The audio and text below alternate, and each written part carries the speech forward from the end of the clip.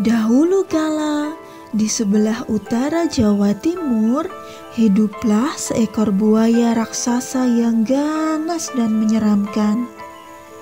Dia adalah penguasa sungai dan menjadi pemangsa yang sangat ditakuti oleh semua binatang di hutan sepanjang tepian sungai. Nama buaya itu adalah Baya. Ia sangat pandai berburu sehingga membuat takut semua binatang di hutan. Baya sangat senang berburu kijang. Setiap hari Baya akan berburu kijang di tepian sungai.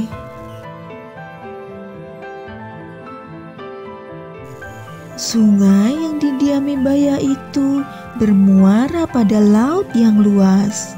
Di laut itu tinggallah seekor hiu ganas bernama Sura. Dialah penguasa laut yang ditakuti semua ikan. Akan tetapi, Sura merasa bosan hanya memangsa ikan setiap hari.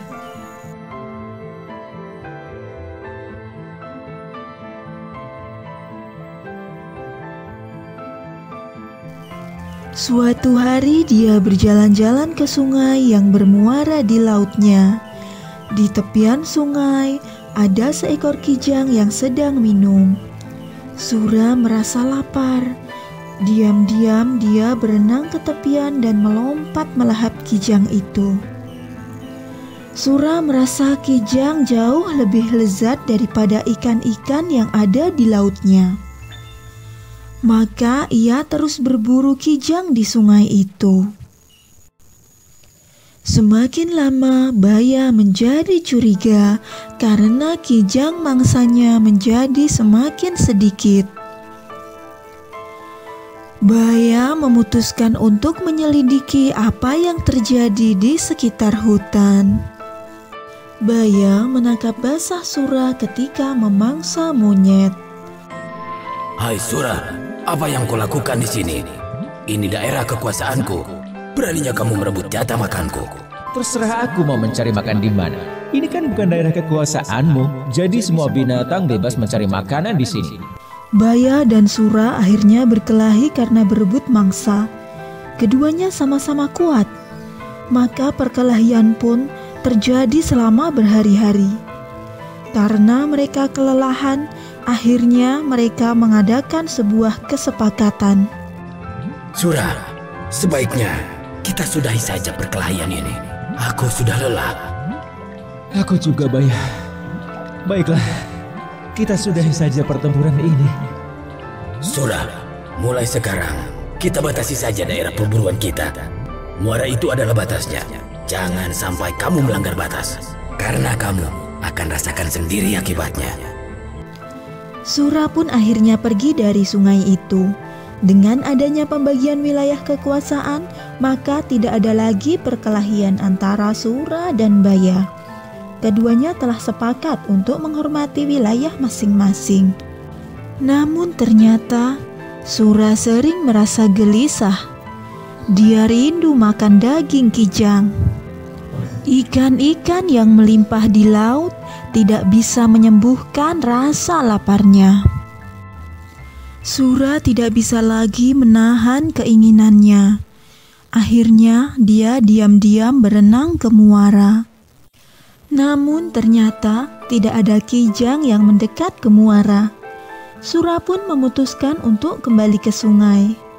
Dia akan berburu secara diam-diam agar Baya tidak curiga. Kedatangan Sura kembali ke sungai tidak diketahui oleh Baya. Sura selalu diam-diam berenang di bawah sungai. Sura selalu berburu di malam hari sehingga Baya tidak mengetahui keberadaannya.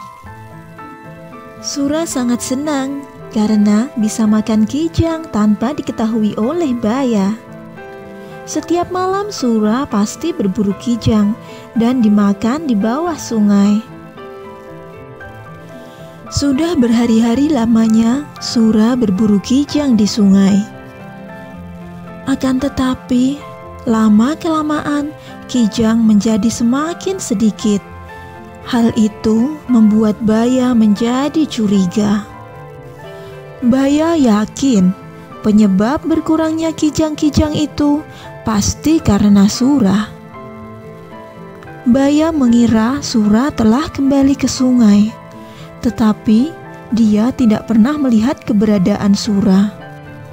Oleh karena itu, Baya memiliki rencana yang sangat cemerlang. Dia menyiapkan seekor kijang yang telah terluka di pinggir sungai. Dia biarkan kijang itu di sana.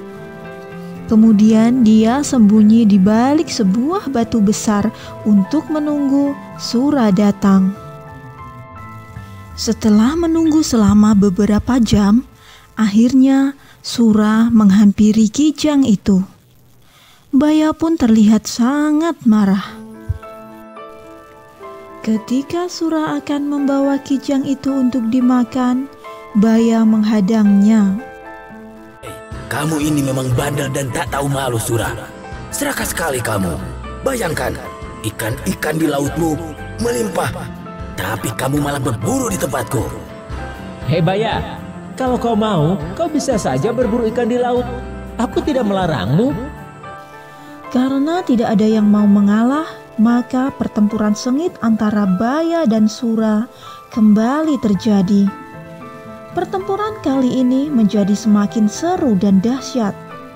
Mereka sama-sama kuat, akan tetapi Sura tergigit ekornya hingga ekornya hampir putus. Sura merasa sangat kesakitan, maka ia berlari kembali ke laut. Buaya puas bisa mempertahankan daerahnya. Pertarungan antara ikan hiu yang bernama Sura dan Baya ini sangat berkesan di hati masyarakat. Oleh karena itu, nama Surabaya selalu dikait-kaitkan dengan peristiwa ini. Dari peristiwa inilah kemudian dibuat lambang kota Surabaya, yaitu gambar ikan sura dan buaya.